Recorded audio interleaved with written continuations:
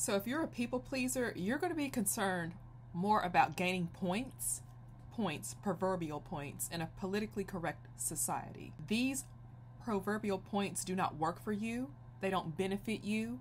They don't do anything for you. They actually work for the people that you have conditioned to put their needs before your needs. So people pleasing is a form of idolatry because you define your worth based on others' validation and recognition of you. And remember, God sees, and people may see, but just because people see, that does not mean that they're always going to do what's right by you. However, when you start putting your focus on God sees, God will reward me, you will no longer be concerned about the person that you people please for seeing you. People pleasing stifles your growth as an individual. Instead of learning yourself, getting to know who you are as a person, you're more concerned about learning other people's habits, learning how other people move and think so that you can appear to be the peacemaker. But as you are becoming or being the peacemaker, you are unknowingly unhappy on the inside. And what's going to happen is you're eventually going to lash out or become a depressed people pleaser. And you ain't seen dysfunction until you are a lashing out depressed people pleaser. So if you no longer desire to be a people pleaser, you have to be willing to enter the zone of the unknown. And by the unknown, what I mean is you will have to be willing to be uncomfortable as you develop and firmly set hard boundaries with people. I remember recently I went to the Publix grocery store and I was in the self-checkout line and I had some coupons with me and I really did not want to be bothered with any coupon drama at the regular register, so I went to self-checkout. Long story short, I was at self-checkout and you know how you kind of look out the corner of your eye just to see if the attendant is, helping people. Well, this gentleman really wasn't focused on anybody but me. And I took that some kind of way because I'm like, okay, what you think I'm trying to do? Run a scam in here? So he just stands behind me and I'm like, okay, if he keeps doing that, I'm going to turn around and be like, sir, is something going on? Like, can you please not stand that close behind me? Because that makes me feel uncomfortable. I don't even know you. I don't care if you do work in the store. Don't stand behind me like that. So anyway, I was sitting there processing the coupons and all of a sudden he was like, do you know how to operate the machine? Do you need some help? No. That was it. There was no, wasn't no shooting the breeze talk, wasn't no peppering and seasoning. No, I just said no. That's simple. That communicates a clear message that you do not want to be bothered, that you're setting a firm boundary.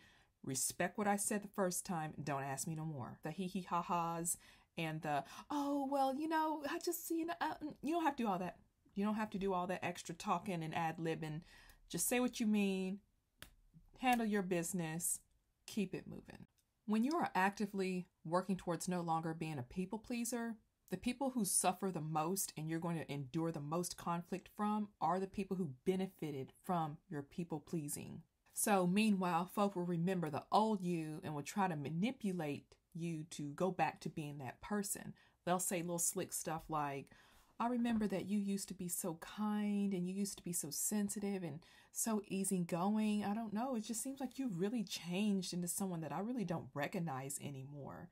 And the reason why they're saying that is because they're upset that you don't kind of rock their world, that you're no longer making life comfortable for them anymore. Because a lot of people thrive off the comfort that they get from other people, whether it be in the small forms of, compliments, people pleasing, whatever have you. People will sit there and get used to that behavior that you are displaying or that you have when you interact with them. And when you change up on them, you can best bet you're gonna get people who are gonna call you out to the floor for that. But it doesn't necessarily mean you're getting called out. What they're doing is they are becoming aware themselves that you're changing, and they're in a sense misinterpreting that as you changing for the negative, which in fact you're actually setting positive boundaries for your life so that you will not be railroaded and controlled by people. In the meantime, you can remind them that they too have boundaries that they would not even expect you to cross. Because remember, respect for boundaries is a two-way street, and you can always throw that in their face if they try to come for you, as you're making changes on getting rid of that people-pleasing behavior. So, of course, in the beginning, when you are doing something new, such as reinforcing boundaries within certain relationships or circumstances, it's always going to be uncomfortable, and you're going to get this voice on the inside of your head, and it's going to tell you, if it hasn't already, you're going to deal with this. Voice going to pop up in your head. Ever since you started setting these boundaries, your life's got more complicated. Why don't you just go back to being that people-pleasing person that was easy to get along with? You didn't have, it was simple. You didn't have to deal with all this drama that you deal with now. But think about it. Anything worth fighting for is going to be uncomfortable. That goes for anything. And you owe it to yourself to stick this thing out. I'm telling you, do not go back to people-pleasing behavior. I've been there. I've done that. When I was on my journey of getting through the people-pleasings, I went through the same thing. Had that internal voice on the inside of my head constantly wreaking havoc in my thoughts, telling me, wow, you know what, you do sound kind of mean, or that was kind of crass, or that was pretty upfront. Maybe you should kind of dial it back a little bit.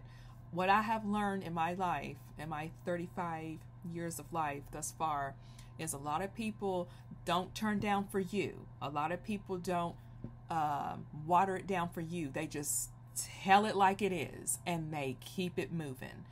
And you'll get those occasional people that may come back and offer an apology. I didn't mean to sound like this. I'm sorry. But that is very few and far between. So, of course, within respect, say what you mean. And no matter what it sounds like, you can say anything. It's just how you form it. You can say like, you don't have to be like, get out of my face. If somebody's in your face, you can say, can you please step back? It's just a little bit uncomfortable you being close to me like that. And of course, you're going to get people who are going to be offended by that. But guess what? That's their problem. That's a boundary you set. If you don't want somebody's stinky breath all in your face, you don't got to smell that mess. So yes, there's nothing wrong with saying what you got to say. So I just want to end this by saying that your mind can be trained to do new things. Your mind can be trained on behaviors. Your mind can be trained on how to think another way. So with that being said, I want to encourage you all to stick this thing out. Do not revert back into the old people-pleasing ways, because I'm going to let y'all in on something. What I've learned is, as I've gotten comfortable setting boundaries, it is somewhat of an addiction, if you will. After a while, you'll really get comfortable saying no, telling it like it is. Also, just wanted to also add this as well. If we're not careful, we'll get so hard to where we'll get nasty. But you don't have to change who you are negatively. You do not have to lose the positive qualities of yourself as you grow a thicker skin to the hard knocks of life. You can still be a very kind, sweet, docile person, but at times when you need to use your boundaries, you can turn that switch on. Kind of like view it like turning a switch on and turning a switch off, right? Reading the temperature of a certain situation, because you don't want to go in something that is like a situation that's 30 degrees cold and you piping in 90 degrees hot. You're going to have some stuff going on. Just remember to handle things with a level of gravitas, dignity, seriousness, strength, poise, gravitas. I hope you all enjoyed this video today. If you did, please go ahead and give it a thumbs up. Go ahead and subscribe down below. I appreciate all the new followers. And for those of you all who are sticking around this long, thank you all for the ones who have been following me on live. Those lives, y'all, I'm telling you, it's, anyway, thank you all so much. Please subscribe, and I'll talk to you all soon. Bye-bye.